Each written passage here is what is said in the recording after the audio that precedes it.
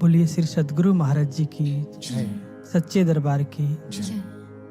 भगवत प्रेमियों, भगवान कृष्ण गीता में एक जगह कहते हैं, सदृशम चेष्टते स्वास्य प्रकृते ज्ञानवानपि प्रकृतिम यान्ति भूतानि निग्रह किम करिष्यति। अर्थात संसार में प्रत्येक जीव अपने प्रकृति के अनुसार कार्य करता है। जिस प्रकार एक चूहा है, बिल खोदना और किसी वस्तु को कुतरना, ये उसकी प्रकृति है, ये उसका स्वभाव है। और जरा सी आहट पर चौंक कर उठ जाना और अपने मालिक की स्वामी भक्ति करना, ये कुत्ते की प्रकृति है। और किसी व्यक्ति के प्रति विशेष मोह का ना होना, ये बिल्ली की प्रकृति है। भगवान कृष्ण कहते कि ऐसे ही संसार में एक साधारण मनुष्य है, अपने प्रकृति के अनुसार, अपने विगत कर्मों के अनुसार और उनके स्वभाव से वो कर्म करता है। लेकिन इन साधारण मनुष्यों में एक विशेष मनुष्य है, ज्ञानी भक्त, जिसके बारे में भगवान कृष्ण कहते कि जो भक्त है प्रकृति ज्ञानवान अपि,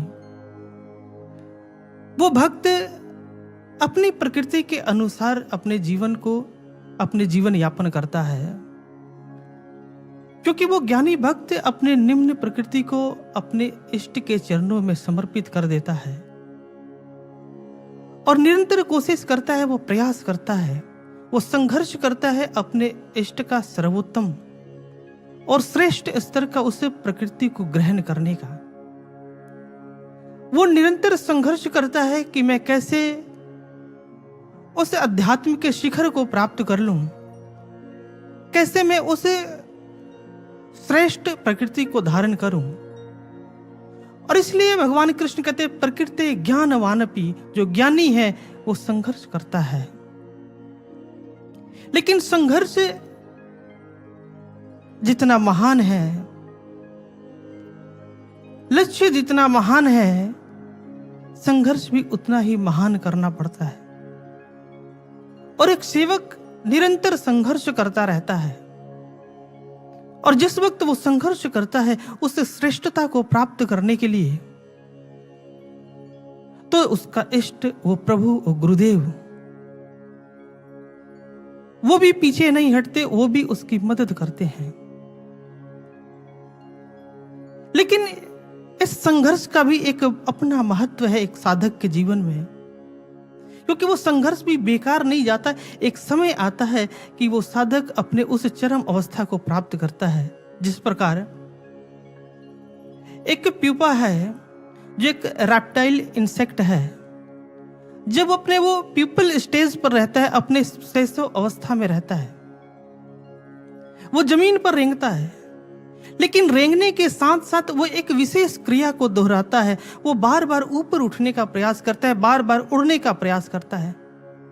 और जिस वक्त इस प्रतिक्रिया को बार बार वो दोहराता है, बार बार उठने का प्रयास करता है, तो एक असाधारण क्रिया घटती है, मेटाबॉलिक एक्टिविटीज होती है और कुछ हार्मोन्स का फ्लक्चुएशन होता है। और वही प्यूपा एक मोथ्स में ट्रांसफॉर्म हो जाता है, एक पतंगे में बदल जाता है। कहां तो वो जमीन पर रेंगने के लिए मजबूर था, लेकिन लगातार उस क्रिया को दोहराना, संघर्ष करते रहना, ऊपर उठने का प्रयास करना, और एक समय अपने उस तुच्छ प्रकृति को छोड़ करके श्रेष्ठता को धारण करता है और आसमान में उड़ता है। एक साधक भी निरंतर जब संघर्ष करता है तो एक समय वो भी उस अवस्था को प्राप्त करता है। और इसीलिए गुरु महाराज जी अपने भजनों में भी एक साधक को समझाते हुए यही कहते हैं कि ये मार्ग कैसा है। गुरु महाराज जी कहते कि रूढ़ियों मृत मान्यताओं का दमन है साधना।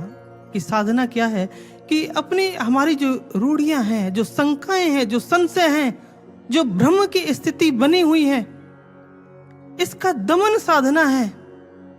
निरंतर अपने आप का अवलोकन करना साधना है। और जिस वक्त साधक अवलोकन करता रहता है, उस श्रेष्ठ प्रकृति को प्राप्त करने के लिए संघर्ष करता रहता है, तो गुरुदेव कहते हैं कि श्रेष्ठता, उत्कृष्टता का अनुगमन है साधना। कि साधना क्या है?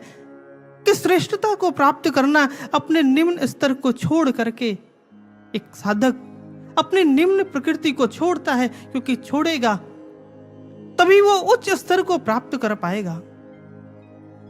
वो संघर्ष करता है निम्न स्तर को छोड़ने का, वो श्रेष्ठता का संघर्ष करता है। इसलिए गुरुदेव कहते हैं कि वो साधक जो अनुसरण करता है, श्रेष्ठता उत्कृष्टता का अनुगमन है साधना।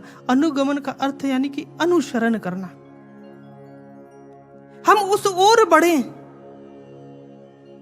और जब तक हम उस ओर नहीं बढ़ते, हम उस श्रेष्ठता को नहीं प्राप्त करते, हम संघर्ष नहीं करते, हमारे अंदर शंकाएं बनी रहेंगी, भ्रम की स्थिति पैदा हो जाएगी अगर हमारा मन जहां भी विचलित हुआ। और जब हमारा मन भ्रम में पड़ जाता है, तो कई बार हम अपने इष्ट की बातों को भी, अपने गुरुदेव, अपने आराध्य के बातों को भी हम अनदेखा कर देते हैं। एक समय आता है कि जब भगवान कृष्ण दुर्योधन के समक्ष जाते हैं और वहां 5 गांव का प्रस्ताव रखते हैं, लेकिन दुर्योधन जब मना कर देता है, तो भगवान कृष्ण वापस युधिष्ठिर के पास आते। युधिष्ठिर कहते हैं कि प्रभु, आपको पता था कि दुर्योधन आपके प्रस्ताव को नहीं मानेगा, फिर भी आप उसके पास क्यों गए? भगवान कृष्ण कहते कि मैं इसलिए गया क्योंकि मैं तुम्हारे भ्रम को दूर करना चाहता था, क्योंकि भ्रम तुम्हारे अंदर है, दुर्योधन के अंदर नहीं है। उसके अंदर कोई शंका नहीं है, क्योंकि उसे पता है कि मुझे तो लड़ना ही है। भ्रम तुम्हारे अंदर है। तुम सोचते हो कि चाहे मैं शांति से बैठ जाऊं, चाहे मैं कितना भी संतोषी बन जाऊं, तो हो सकता है कि दुर्योधन मुझसे युद्ध ना करे। भगवान कृष्ण कहते हैं कि चाहे तुम कितना भी शांति से बैठ जाओ, लेकिन फिर भी वो तुमसे लड़ेगा, क्योंकि लड़ना उसकी प्रवृत्ति है। तुम चाहे कितना भी पीछे हट जाओ, चाहे कितना भी तुम पीछे हटने का प्रयास करो, पलायन करो, लेकिन जब तक तुम प्रतिकार नहीं करते, तुम बच नहीं पाओगे। दुर्योधन के लिए महत्व 5 गांव और आधे राज्य का नहीं है, उसको समस्या तुम्हारे अस्तित्व से है। तुम जब तक हो, तुमसे वो लड़ेगा, तुम चाहे अज्ञातवास की तरह कहीं भी चले जाओ। सज्जनों, जब हम इस मार्ग पर चलते हैं तो विपरीत परिस्थितियां हमारे साथ साथ चलती हैं। हम कितना भी भागने का प्रयास करें, वो हमारे पीछे पीछे आएंगे। आज दुर्योधन ने बाहर से ऐसी परिस्थितियां खड़ी कर दी हैं कि युधिष्ठिर अंदर से भ्रमित हो गया है। वो भगवान की बातों को भी नहीं समझ पा रहा। उसे कृष्ण से अधिक दुर्योधन पर विश्वास है कि शायद मैं पीछे हट जाऊं तो वो युद्ध ना करे। और जिस वक्त हम भगवान के विचारों को हम छोड़ते हैं, हम भ्रमित होने लगते हैं। गुरु महाराज जी के समक्ष एक भक्त आया और महाराज जी से उसने पूछा कि महाराज जी, मेरे मन में बहुत भ्रम रहता है, शंकाएं रहती है, संशय रहता है, उलझने बहुत रहती हैं। आप कोई ऐसा सूत्र दें कि मेरा मन शांत हो जाए, स्थिर हो जाए, एक लक्षित हो जाए। गुरु महाराज जी ने उससे एक कलम और एक कागज मांगा। जिस वक्त उस भक्त ने कलम और कागज आगे की, महाराज जी ने गीता का एक श्लोक उस पर लिखा, सुहृदम सर्वभूतानां ज्ञात्वा माम शांति मृच्छति। अर्थात कि जिसने मुझे अपना सुहृदय जान लिया, इतना जानने मात्र से ही उसको शांति मिल जाया करती है। सोचने वाली बात है कि इतनी छोटे से शब्द में महाराज जी ने कितनी बड़ी बात समझा दी कि जिसने ईश्वर को सुहृदय मान लिया, उसे अपना जान लिया, परम मित्र जान लिया, इतना जानने मात्र से ही उसको शांति मिल जाती है, सुख मिल जाता है।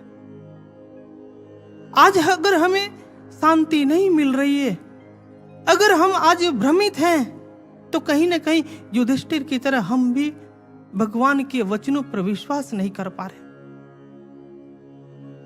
यही कारण है कि हम भ्रमित हैं, हम उदासीन हैं, हम परेशान हैं, कारण कि हमने भगवान को छोड़ा हुआ है, आज हमें शांति क्यों नहीं मिल रही है? क्योंकि हम उसे भूले बैठे हैं। माया मोह सकल जग छाया, सुत कंचन सो हेत वधाया।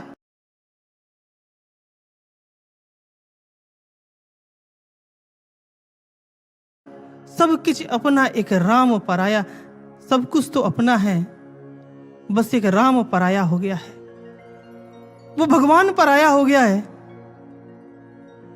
और यही कारण है हम दुखी हैं, हम अशांत हैं, हम संशय ग्रसित हैं, शंकाएं भरी पड़ी है, क्योंकि राम हमसे कहीं छूट गया। इस भौतिकता के चक्कर में हमारी कामनाएं, हमारी इच्छाएं इतनी प्रबल हो गई कि हमारा इष्ट हमसे छूट गया। हम साधकता के प्रकृति को भूल गए, हम उससे विलग हो गए, हम बिखरते चले गए। लेकिन महापुरुष कहते, कबीर कहते कि एक सच्चा साधक और एक योद्धा विपरीत परिस्थितियों में भी अपने धर्म को नहीं छोड़ते, अपनी प्रकृति को नहीं छोड़ते। वो कहते कि साधु सती और सूरमा तिनका मता अगाध, आशा छोड़े देह की तन की अनथक साध। कि जो साधु है और सच्चा योद्धा है, परिस्थितियां कैसी भी आए लेकिन अपने धर्म, अपनी उस प्रकृति को नहीं छोड़ते, वो संघर्ष करते रहते हैं। एक योद्धा का गुण है कि वो पीठ नहीं दिखाता, अपनी कामनाओं को, अपनी इच्छाओं को वो छोड़ करके, उसकी तिलांजलि दे करके वो युद्ध के मैदान में चला जाता है। इतिहास की एक घटना है, ग्रीक मैथोलॉजी में एक योद्धा हुआ एखिलीस। एखिलीस एक युद्ध में जाने से पहले अपनी मां के समक्ष जाता है, और मां को जब पता चलता है कि ये युद्ध में जाने वाला है, तो मां उससे कहती है कि अगर तुम इस युद्ध में नहीं गए तो तुम्हारे पास एक लंबा जीवन होगा, सुख होगी, वैभव होगा, तुम्हारे बच्चे होंगे, पत्नियां होंगी, तुम्हें सारे सुख मिलेंगे। लेकिन अगर तुम इस युद्ध में गए तो तुम्हारे जीत की कहानियां लिखी जाएंगी, पीढ़ी दर पीढ़ी तुमको, तुम्हारी इस वीरता को गाई जाएंगी, लोग याद करेंगे, हजारों वर्षों तक तुम्हें याद रखा जाएगा। लेकिन इस युद्ध में तुम गए तो तुम जिंदा वापस नहीं आओगे, मैं तुम्हें कभी देख नहीं पाऊंगी। एखिलीस चाहता तो वो एक लंबा जीवन चुन सकता था, वो सुखमय जीवन को चुन सकता था, लेकिन उसने अपने योद्धा धर्म को चुना, उसने अपने योद्धा प्रकृति को चुनी और उस युद्ध में गया। बेशक वो लड़ते हुए मारा गया, लेकिन उसकी वीरता के कारण आज हजारों वर्षों बाद भी उसको याद किया जाता है, उसे सब जानते हैं। कबीर कहते कि ऐसे एक भक्त है, परिस्थितियां चाहे कितनी भी विपरीत आए लेकिन अपने संघर्ष को नहीं छोड़ता, अपनी वो प्रकृति पर वो अडिग रहता है। वो कहते आशा छोड़े देह की तन की अनथक साध, अपनी वो आशा छोड़ देता है, अपनी सुख, अपनी इच्छाओं को वो छोड़ करके आशा छोड़े देह की तन की अनथक साध, अपनी वो निरंतर साधना करता है, निरंतर अपना वो अवलोकन करता है। एक भक्त निरंतर संघर्ष करता है। आदि गुरु शंकराचार्य के पिताजी जिस वक्त वो तपस्या में लीन होते हैं, वहां पे भगवान शिव प्रकट होते हैं और भगवान शिव ने उनसे वरदान मांगने की आह्वान की। तो आदि गुरु शंकराचार्य जी के पिताजी ने उनसे एक पुत्र की कामना की। भगवान शिव कहते हैं, उन्होंने एक शर्त रखी कि अगर तुम्हारा पुत्र दीर्घायु होगा तो वो सर्वज्ञ नहीं होगा, और अगर वो सर्वज्ञ होगा तो फिर वो दीर्घायु नहीं होगा। आदि गुरु शंकराचार्य जी के पिताजी वो सोचते हैं कि अगर मैंने दीर्घायु पुत्र की कामना की, अगर मैंने उसे प्राप्त कर भी लिया, लेकिन अगर वो ईश्वर के निमित्त काम नहीं आया, भगवान की सेवा में काम नहीं आया, लोक कल्याण में नहीं काम आया, अपना कल्याण नहीं की, समाज की कल्याण नहीं की, तो ऐसे पुत्र का मैं क्या करूंगा। और उन्होंने अल्पायु पुत्र, सर्वज्ञ पुत्र की कामना की। आदि गुरु शंकराचार्य जी के पिताजी वो चाहते तो लंबे आयु के पुत्र को वो मांग सकते थे, क्योंकि कोई भी पिता अपने पुत्र को मरते हुए नहीं देखना चाहेगा, वो लंबी उम्र की कामना करता है। लेकिन उन्होंने अपनी इच्छाओं, अपनी कामनाओं को पीछे रखा और अपनी इच्छाओं को ईश्वर की इच्छा में मिला दी, भगवान की इच्छा में मिला दी और अल्पायु पुत्र की कामना करते हैं। एक भक्त अपनी इच्छाओं को छोड़ करके अपने इष्ट, अपने सदगुरु, उनके चरणों में अपनी निम्न प्रकृति को समर्पित कर देता है और उनकी इच्छाओं को अपना बना लेता है।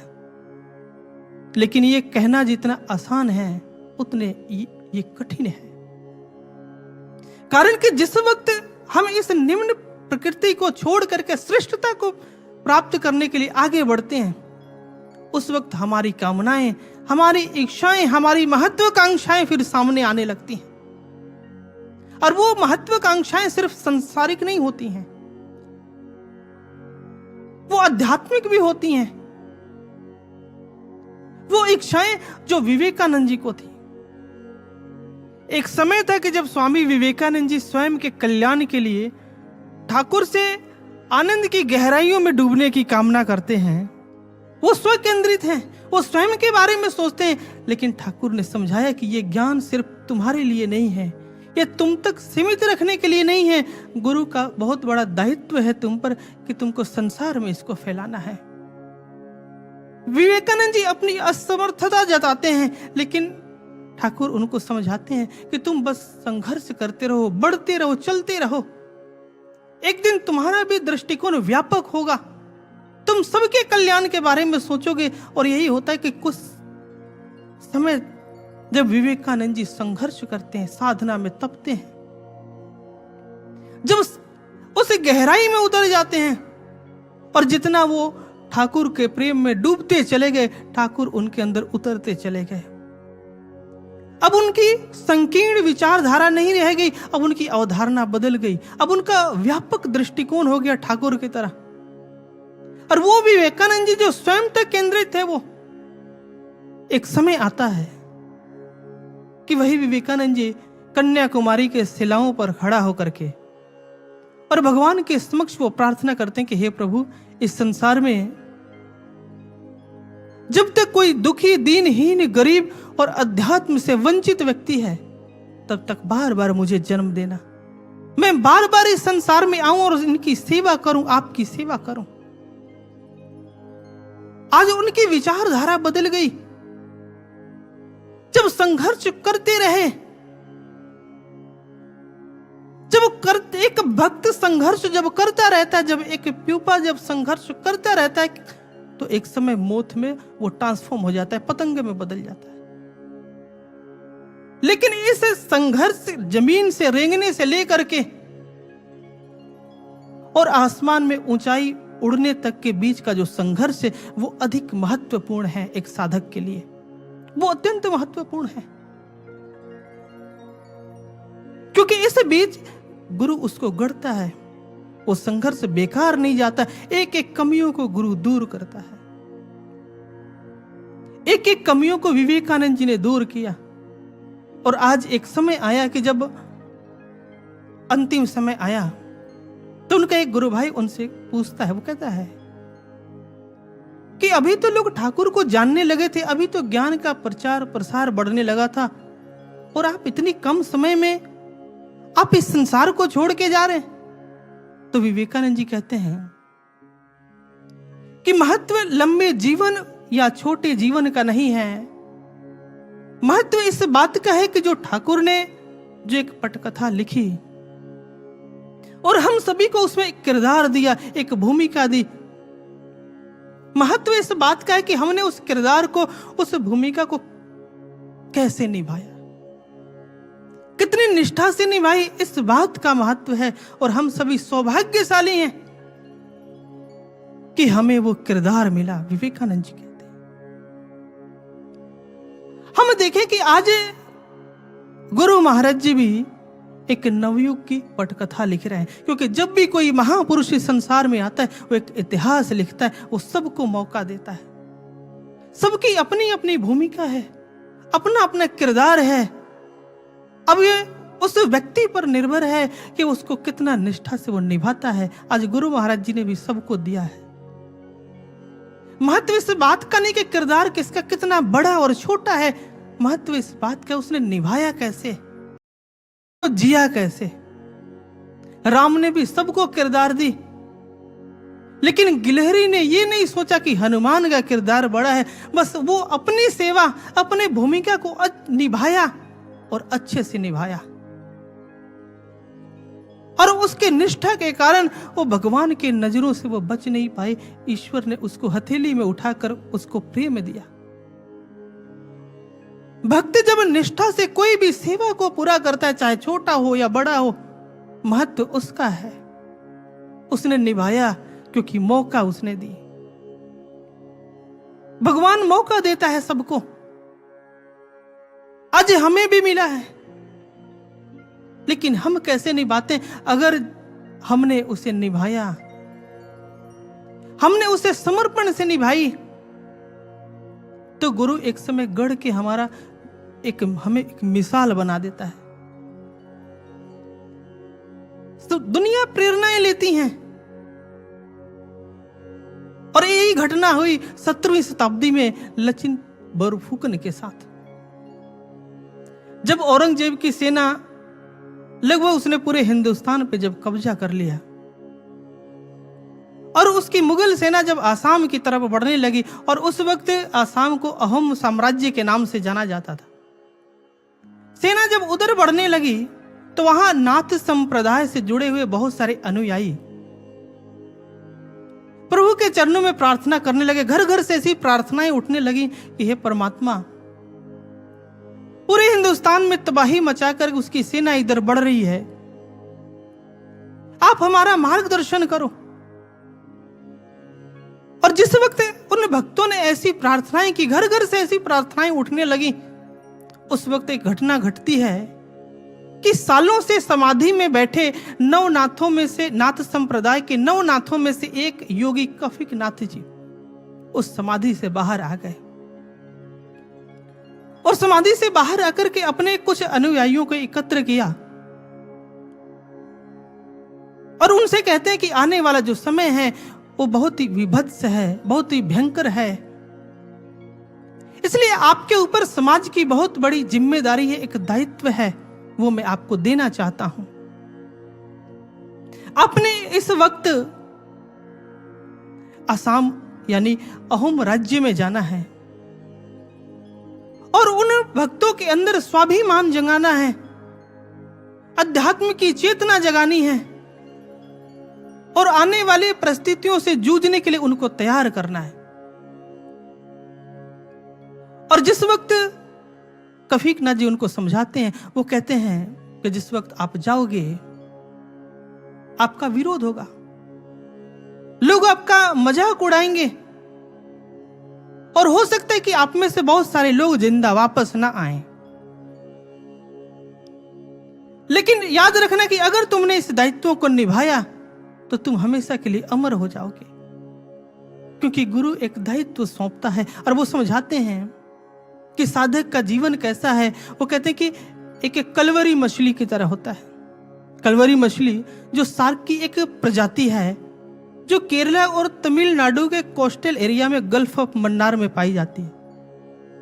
वो कहते हैं कि जो कलवरी मछली है जिसका जीवन काल बहुत कम होता है, लेकिन जितने समय तक वो जीती है वो अपने गौरव और गरिमा के साथ जीती है।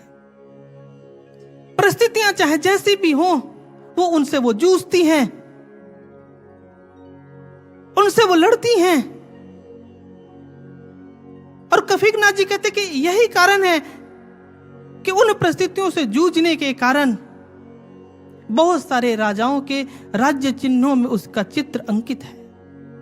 क्योंकि कलवरी मछली की एक विशेषता है कि जिस वक्त ट्रॉपिकल साइक्लोन्स का फॉर्मेशन होता है, उस वक्त बहुत सारे जीव जंतु जो सुरक्षित स्थान को ढूंढते हैं, बहुत सारे जीव जंतु जो बॉटम एंड पर चले जाते हैं खुद को बचाने के लिए, उस वक्त वो कलवरी मछली उन तूफानों से लड़ती है, उस ज्वार भाटा का सामना करती है। जिस वक्त सभी छिप जाते हैं, उस वक्त वो अपने बच्चों को साथ में लेकर के और उन लहरों के साथ टकराती है और उनको प्रीडेटरी प्रोसेस सिखाती है। जहां सब पीछे हटते हैं लेकिन वो जूझती है। कफीक नाजी कहते हैं कि जो कलवरी का जीवन है वो साधक का है कि वो दाएं बाएं नहीं देखता, वो सामने से उसका प्रतिकार करता है, वो पलायन नहीं करता।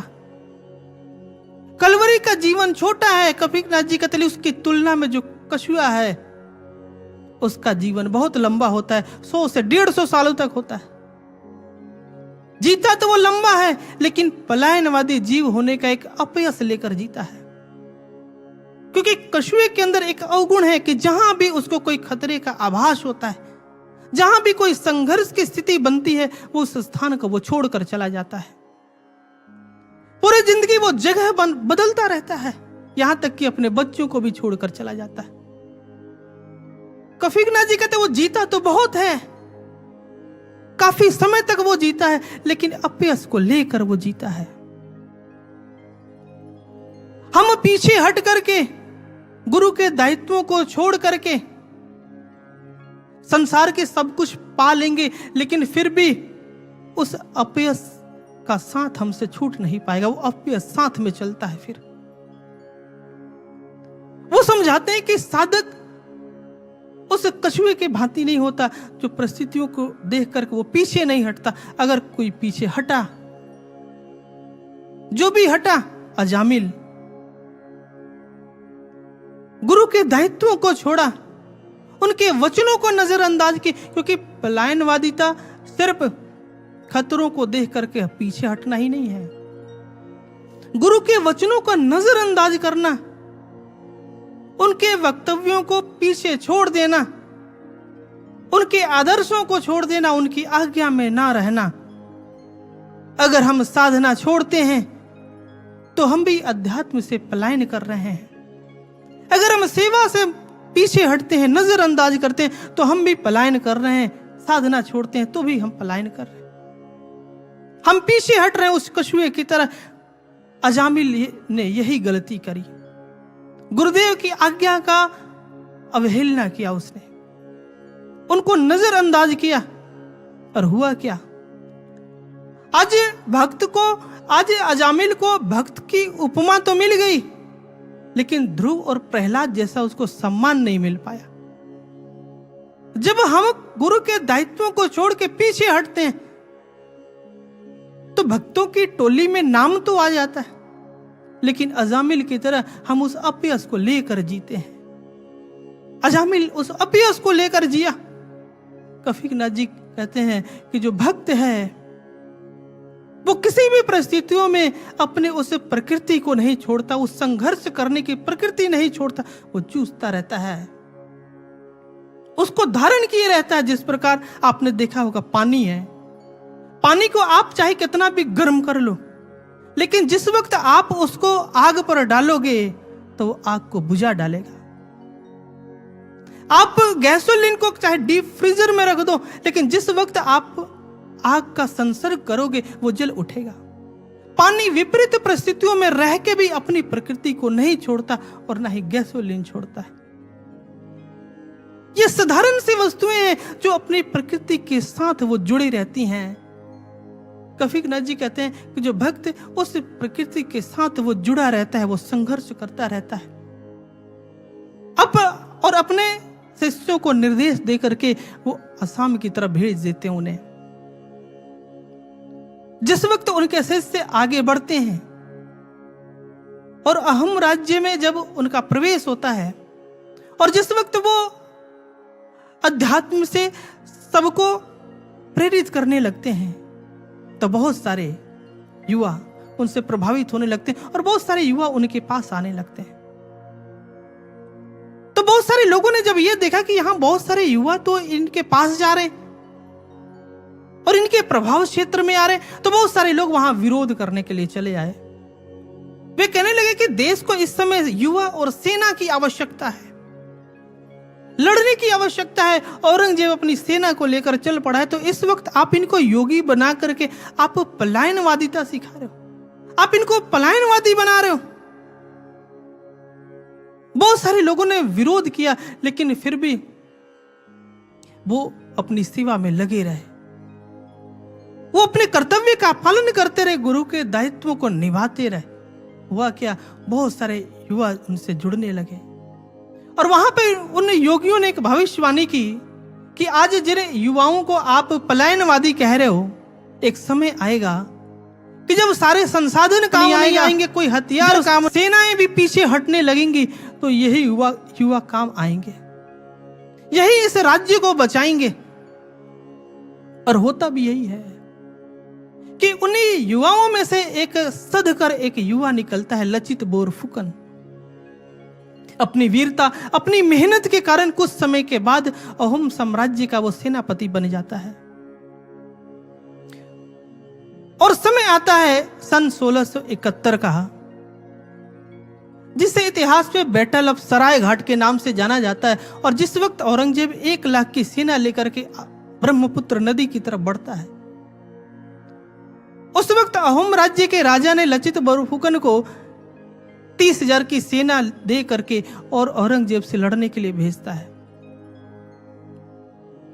युद्ध के मैदान में लचित अपनी वीरता दिखाता है, वो जूझता है, वो लड़ता है, लेकिन इस युद्ध में वो अत्यंत घायल हो जाता है। और उसके घायल होने के कारण उसके बहुत सारे सैनिक पीछे हटने लगते हैं।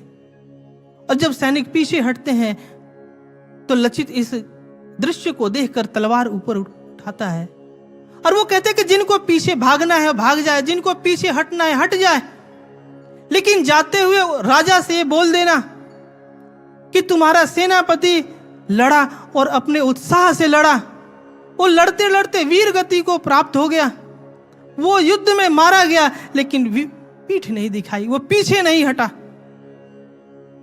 और पीछे हटते हुए उन लोगों से भी कह देना कि जो हमें पलायनवादी कहते थे, आज वो देखें कि जब सेना काम नहीं आ रही है, हथियार काम नहीं आ रहा, सैनिक पीछे हट रहे हैं। उस वक्त कुछ चंद युवा, वही योगी सामने लोहे के दीवार बनकर खड़े हैं। और जिस वक्त लचित ने यह बात बोली, वहां पीछे हट रही सेना बिल्कुल सामने आ जाती है। उसके उत्साहवर्धक बातों को सुन करके वो लड़ता है और इस वीरता के कारण गुरुदेव की कृपा से वो इस युद्ध को जीत जाता है। औरंगजेब का काफी नुकसान होता है, औरंगजेब की सेना पीछे हट जाती है और असम भारत का एक ऐसा राज्य बना जो कभी मुगलों का आज तक कभी गुलाम नहीं हुआ। गुरुदेव का वचन से सत्य सिद्ध हुआ। आज लचित अत्यंत घायल हो गया और युद्ध के मैदान में गिरा पड़ा है, मृत्यु के कगार पे है, लेकिन चेहरे पर सुख है, शांति है, स्थिरता है। मन में इस बात की संतुष्टि है कि गुरुदेव जिस प्रकृति में ढलना चाहते थे, आज वो उसमें ढल गया है। चेहरे पर इस बात की शांति है कि उसने अपने गुरु के विश्वास को जीत लिया, अपने राजा के दायित्व को निभाया। एक तरफ जहां लचित के चेहरे पर शांति है, स्थिरता है, वहीं युद्ध के मैदान में हम देखें कि भीष्म पितामह भी पड़े हैं और उनके समक्ष भगवान कृष्ण खड़े हैं। लेकिन भीष्म पितामह के चेहरे पर दुख है, संताप है, कष्ट है, पीड़ा है और मन में पश्चाताप है कुछ खो देने का। लचित के चेहरे पर सुकून है, कारण कि बेशक उसने संसार के अपने रिश्ते नातों को दायित्वों को नहीं निभाया हो, लेकिन एक दायित्व को निभाया, वो था गुरुदेव का दायित्व निभाया, उसको उसने पूरा किया। आज उसके चेहरे पर संतुष्टि है। लेकिन भीष्म जिसने सभी दायित्वों को निभाया, राज धर्म का पालन किया, सेनापति होने का उस धर्म का पालन किया, अपने परिवार के कार्यों को पूरा किया, सबको निभाया, लेकिन भगवान को नहीं निभा सके, भगवान के नहीं हो सके। आज मन में पश्चाताप है, भगवान सामने खड़े हैं, लेकिन फिर भी खाली खाली सा वो अपने आप को महसूस कर रहे हैं। लचित के सामने उसका इष्ट बेशक सामने नहीं खड़ा है, लेकिन वो अंदर से संतुष्ट है। उसे इस बात की शांति है। आज अहोम राज्य के राजाओं को कोई शायद नहीं जानता हो, लेकिन लचित बोरफुकन को सब जानते हैं।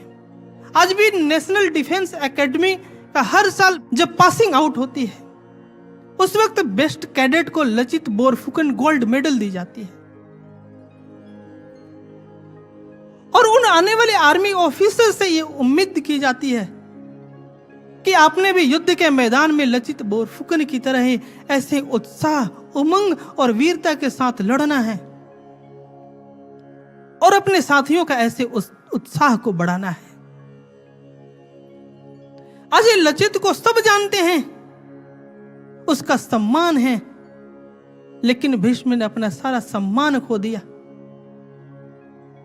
वक्तों जब इस संसार में जब भक्त अपने गुरुदेव के दायित्वों को पूरा करने के लिए जब आगे बढ़ता है, तुलसीदास जी कहते हैं कि जे गुरु चरण रेणु सिर धरही, ते जन सकल विभव बस करही। कि जिस वक्त भक्त उस दायित्व को पूरा करने के लिए बढ़ता है, संघर्ष करता रहता है, ते जन सकल विभव बस करही, समस्त संसार का वैभव उसके पास अपने आप चला आता है। अंगुलीमाल डाकू ने कभी ये नहीं सोचा होगा कि सिर्फ यहां सिर को झुका देने से मुझे इतना बड़ा सम्मान मिलेगा। कहा मैं घृणा का पर्याय बन चुका था, लोग मेरे से घृणा करते थे, आज उसको लोग सम्मान करते हैं, संघ में उसकी इज्जत बढ़ जाती है। उसने कभी सोचा नहीं होगा।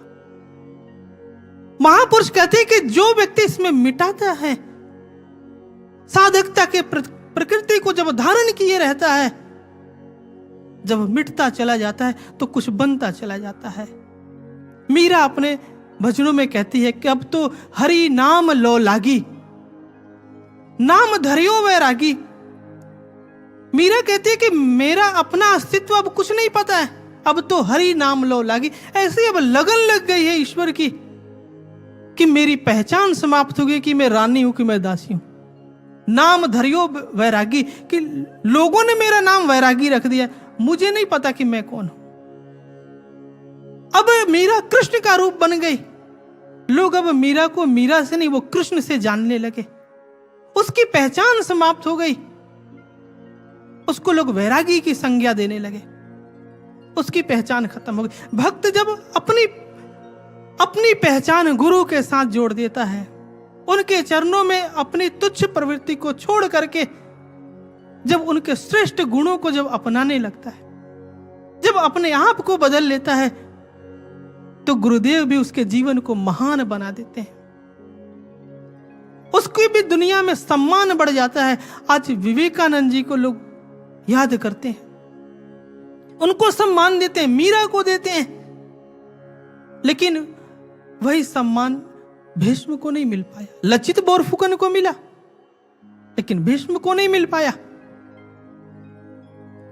आज अंत समय में जब भगवान कृष्ण जब हस्तिनापुर छोड़कर जाने लगे, तो युधिष्ठिर उनको छोड़ने के लिए बाहर आता है, शहर के बाहर। और युधिष्ठिर उनसे कहता है, भगवान कृष्ण से वो कहता है कि क्या भीष्म पितामह मारे गए, कर्ण मारा गया, इतने लोग इस युद्ध में मारे गए, घटोत्कच मरा अर्जुन के बचाने के कारण, आपने अर्जुन को बचाने के लिए उसे मरवाया, तो क्या ये सिर्फ मुझे राजा बनाने के लिए? कृष्ण कहता है कि नहीं। वो कहता है युधिष्ठिर, इस संसार में असंख्य राजा हैं, आने वाले समय में भी होंगे, और इस भीड़ का तुम बस एक इकाई मात्र हो, इस भीड़ का तुम हिस्सा हो। मैं तुम्हारे लिए नहीं लड़ा, मैं तो धर्म के लिए लड़ता हूं। जो धर्म के लिए खड़ा है मैं उसके साथ रहता हूं, कोई ना हो तो भी मैं किसी को मैं खड़ा कर देता हूं। मेरी नजरों में विजय है और किसी तरह भी मैं उसको विजित करता हूं। मैं तुम्हारे लिए नहीं लड़ा, तुम तो इस भीड़ का हिस्सा हो। पूरी जिंदगी युधिष्ठिर भ्रम में रहा, आज जब अपने आप को भीड़ का हिस्सा जब सुनता है, आंखों में आंसू हो जाता है, पश्चाताप करता है कि भगवान मेरे पास रहा, लेकिन मैं फिर भी भीड़ का हिस्सा बना रहा, मैं उसका नहीं बन सका। आज उसके युधिष्ठिर के चेहरे पर पश्चाताप है, दुख है, ग्लानि है। आज युधिष्ठिर के पास इतना भी समय नहीं है कि वो क्षमा मांग सके, क्योंकि जो समय मिला वो हाथ से निकल गया, जो अवसर मिला वो उससे छूट गया। आज हम देखें कि हम भी कहीं उस भीड़ का हिस्सा ना बन के रह जाएं, हमें युधिष्ठिर की तरह पछताना भी ना पड़े। हम युधिष्ठिर की तरह कहीं हमें भी ऐसा ना हो हमारे साथ कि एक समय ऐसा आए कि हमारे पास पछताने का भी समय ना रहे, क्योंकि कृष्ण आज छोड़ कर जा रहे हैं। हम अगर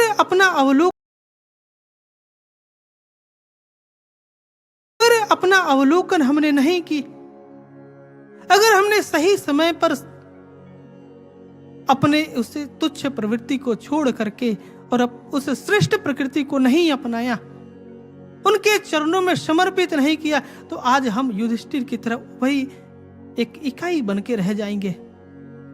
पश्चाताप के अलावा कुछ भी हाथ नहीं लगेगा। इसलिए हमें समझना है, जो गुरुदेव ने एक मौका दिया है हमें बदलने का, श्रेष्ठता की तरफ बढ़ने का। और इसलिए महाराज जी भजन में आह्वान भी कर रहे हैं कि श्रेष्ठता, उत्कृष्टता का अनुगमन है साधना। साधना सिर्फ आंखें बंद करके बैठ जाना नहीं है, पल प्रतिपल अपना अवलोकन करना, अपने आप को खोजना, अपने आप को ढूंढना, अपनी निष्ठा को जांचना, यह साधना है। और जिस वक्त साधक ये ढूंढने लगता है, ये खोजने लगता है, निसंदेह अपनी निम्न प्रकृति को छोड़ देता है, और वो भी उस रेंगते हुए कीड़े की प्रवृत्ति को छोड़ करके उस मोत्स की तरह, उस पतंगे की तरह आसमान की ऊंचाई को छूता है। फिर हम भी एक दिन ऊंचाई को छुएंगे अगर हम इस मार्ग पर बढ़ते रहे, प्रार्थना करते रहे, संघर्ष करते रहे उस कलवरी मछली की तरह जो सामने से टकराती है, जो पलायन नहीं करती, जो प्रतिकार करती है। परिस्थितियों तो आएंगी, विपरीत परिस्थितियां आएंगी सामने, लेकिन साधक जूझता है। हम जूझते रहें तो एक दिन हम अपने आप को बदल पाएंगे और उस श्रेष्ठता को प्राप्त कर पाएंगे। गुरुदेव का आशीर्वाद है और प्रार्थना हमारा जब उनके चरणों में है और उनका आशीर्वाद भी साथ है, तो एक दिन हमारा बदलाव निश्चित है। इसलिए प्रार्थना करते रहें। बोलिए श्री सद्गुरु महाराज जी की सच्चे दरबार।